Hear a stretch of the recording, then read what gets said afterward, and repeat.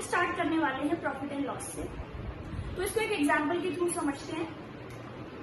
इसमें आपने देखा होगा कॉस्ट प्राइस और सेलिंग प्राइस का रोल होता है। एक एग्जांपल के थ्रू कैसे समझेंगे इनको देखते हैं। मान लो आपने एक बुक रेडी की है बनाकर, ठीक है, उसमें आपकी बाइंडिंग के पैसे लगे हैं, प्रिंटिंग के पैसे लगे हैं, टोटल मिला के आपकी जो कॉस्ट पड़ी है उस बुक की, मान लो वो पड़ी है ₹400, ठीक है। तो अब आप इस बुक को अपनी मार्केट में लेके जाते हो और मार्केट में जाके आप इसको प्रॉफिट पे सेल करते हो। आपने प्रॉफिट पे सेल किया, मान लो आपको प्रॉफिट चाहिए फर्स्ट बुक से अपनी 20 रुपीज, तो आप इसको कितने में सेल करोगे? 420 में, ₹420 में आपने बुक को सेल किया, यानी ये जो 420 है वो इसका क्या हो गया? Selling price. अब हम थोड़ा आगे समझते हैं। मैंने इस चीज में एक और बात की है, वो है प्रॉफिट की। अब देखते हैं इन सबका आपस में रिलेशन आपको वैसे जनरल वे में आ गया होगा समझ में। आगे इसको थोड़ा प्रस्तुत करते हैं। अगर मुझे प्रॉफिट निकालना है किसी भी आइटम का, तो मैं कैसे निकालूंगी? सेलिंग प्राइस, यानी जो अमाउंट बड़ी होगी, ऑब्वियसली सेलिंग प्राइस बड़ा होगा, selling price minus cost price, तो मेरा क्या आ जाएगा? प्रॉफिट की वैल्यू आ जाएगी, ठीक है। तो यानी जो फॉर्मूला यहाँ से रेडी हुआ है वो ये फॉर्मूला जो आपके लिए इम्पोर्टेंट है। तो अभी आपने देखा प्रॉफिट कैसे निकालेंगे हम। अब हम आगे देखेंगे कि लॉस अगर आ रहा है वैल्यू में तो कैसे उसको कैलकुलेट करते हैं।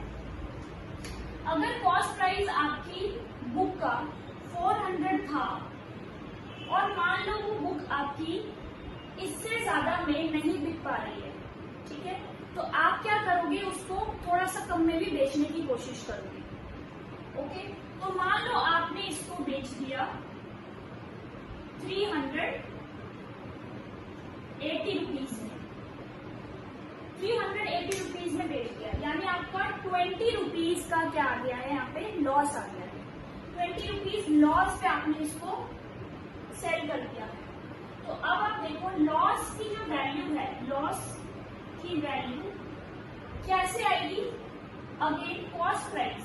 अब हम क्या करेंगे? वैल्यू कौन सी बड़ी है दोनों में से?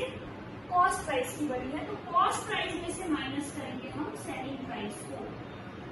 तो यहां से वैल्यू आपकी आ जाएगी 400 माइनस 380 इज इक्वल टू ₹20, यानी 20 रुपीज का लॉस आपको इस ट्रांजेक्शन में हो रहा है, ठीक है। अभी आपने देखा कि प्रॉफिट इन रुपीज निकालने के लिए क्या फॉर्मूला होगा? Selling price minus cost price, ठीक है।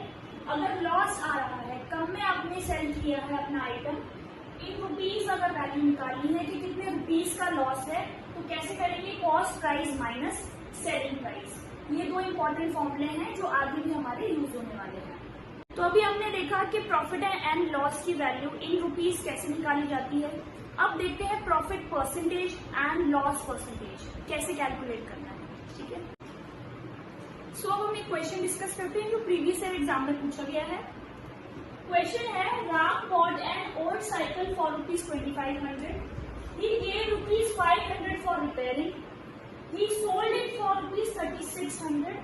Find the profit percent. So इस क्वेश्चन में बेसिकली हमें क्या निकालना है? प्रॉफिट परसेंट निकालना है। तो इसके लिए हमें क्या क्या इन्फॉर्मेशन दी गई है वो हम देखते हैं। पहले बोला गया है Ram bot an old cycle for ₹2500, यानी खरीदी कितने में उसने साइकिल को? ₹2500 में, जो कि बॉट हमेशा क्या होता है? कॉस्ट प्राइस होता है। क्या है? Cost price. लेकिन सिर्फ इतना ही कॉस्ट प्राइस नहीं है, ये कॉस्ट प्राइस का एक पार्ट है।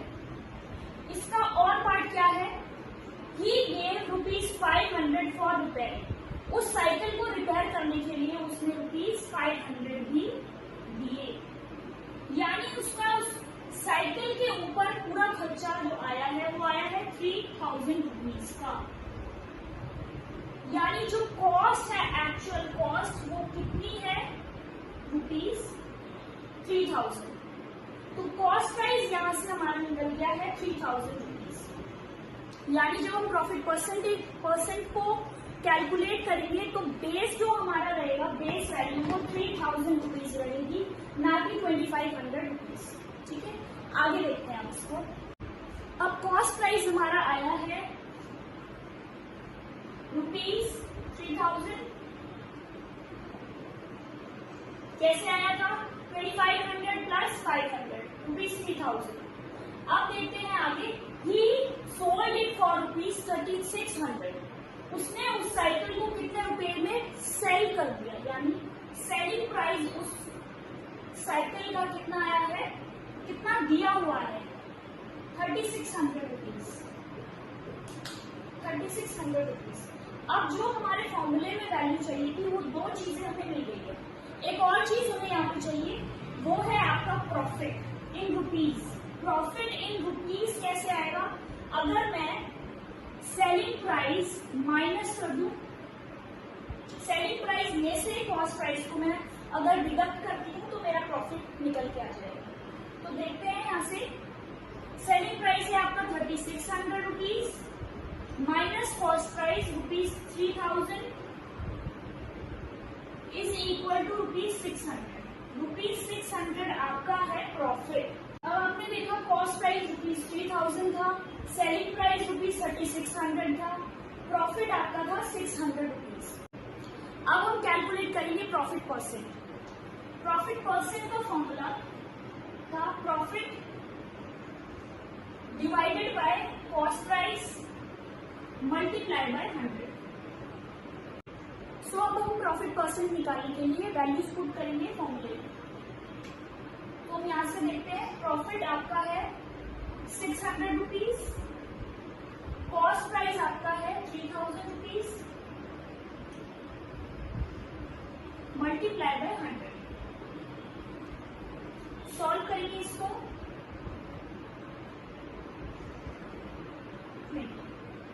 यानी 20% आपका प्रॉफिट आ गया। प्रॉफिट परसेंट आपकी आ गई 20।